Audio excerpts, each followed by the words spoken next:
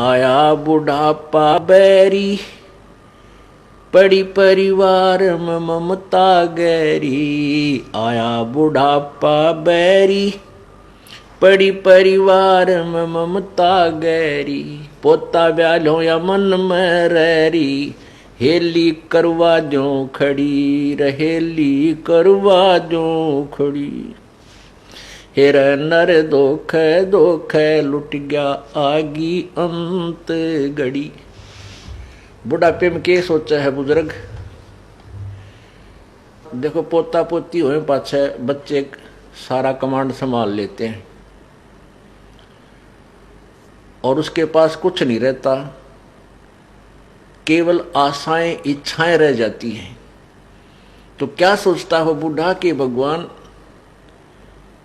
पोता ब्याह लो, इस ये पोता मेरा ब्याह आ जाए मेरी आंखों के सामने, बस आनंद काया हो जाए और एक हवेली बना दूं, वर्तमान के शब्दों में कोठी, एक कोठी और बना दूं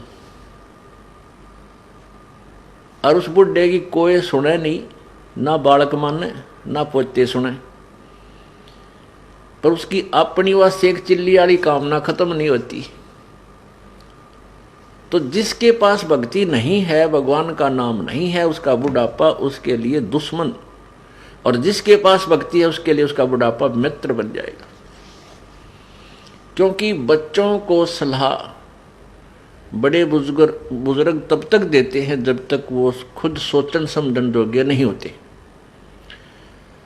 और ये भी हमें भगवान के तत्व ज्ञान से ये भी हमें पता चल जाता है कि इस बच्चे के भाग्य में जो है वही मिलेगा।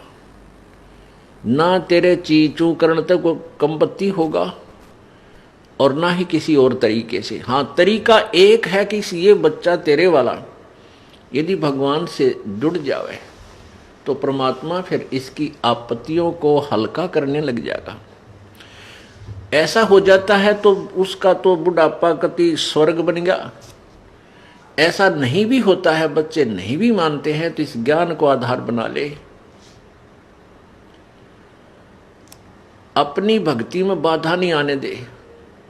बच्चे युवा हो जाते हैं और बाल बच्चेदार हो जाते हैं तो वो बालक नहीं रहते, वो बहुत सोच समझ के कदम उठाते हैं। लेकिन बुजुर्ग ने सोचा है बूढ़ा कि ये नाश करेगा, बस ये यहाँ काम बिगाड़ेगा, मेरी मानता नहीं। अपने समय में जैसे बचपन था हमारे, जब उसमें कुछ और माहौल था, और तरह की व्यवसाय था। अब इस उम्र में हम 68-60 साल के हो गए, 58 वर्ष के, अब कितना परिवर्तन हो गया। अब हम बच्चों को उस अपने पुराने हिसाब से सेट करा तो कैसे होंगे? हमारी सोच तो 50 वर्ष पुरानी है। तो इस दृष्टिकोण से आधी लड़ाई हम आप बना लें बुढ़ले। तो इनको चाहिए, जिनको नाम ले लिया, अग बेटा भगवान ने याद रखो और नेक नीति तक काम करो, परमात्मा बरकत जरूर देता है आपके किए कर्म का। और कोई हानि भी होती है तो ज्यादा होनी हो वह कम में टलेगी, ये नियम है ईश्वर का, और नहीं तो हानि नहीं होगी। तो इस तरह विचार करके अपनी भक्ति करता रहे। बच्चे कोई सलाह मांगे तो जिसी बुद्धि काम करे दे दे, बेटा मेरी तो इतनी बुद्धि काम करे है, और आप बुद्धिमान हो और भी किसी आपके साथी सहयोगी से सलाह करके इस काम को कर लीजिए। होना है फिर परमात्मा के अधीन, क्योंकि हम उस मालिक के कंट्रोल में हो गए। अब हमें आउट ऑफ लाइन नहीं जाने देगा परमात्मा। जब हम उसकी शरण में हैं, उसके उपदेश ले लिया है, उसके नियमों का पालन कर रहे हैं, तो वो परमेश्वर हमें बिल्कुल ठीक लाइन पर चलाएगा, बाहर नहीं जाने देगा। इसलिए बूढ़ा बुजुर्ग जो है अपने उस बुढ़ापे को फिर बहुत आसानी से पूरा कर जाएगा। नहीं तो ये शत्रु है, आया बुढ़ापा बैरी। जितना वृद्ध होता जाएगा, क्योंकि 2 बेटे 2 बेटी, फिर उनका 2-2 3-3 संतान है।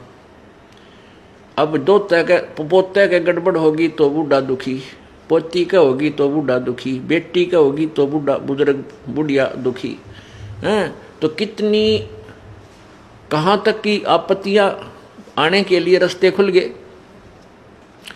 और भगवान की भक्ति में जुट जा खूब डट के, और फिर ये भी होगा कि राम नाम पर जुड़ गए तो निश्चिंत हो गए, जो नाम पर नहीं लगे हैं तो संतोष हो जाएगा, भाई अपना कर्म मिलेगा बच्चे को, थोड़ा दुख होगा घना नहीं होगा।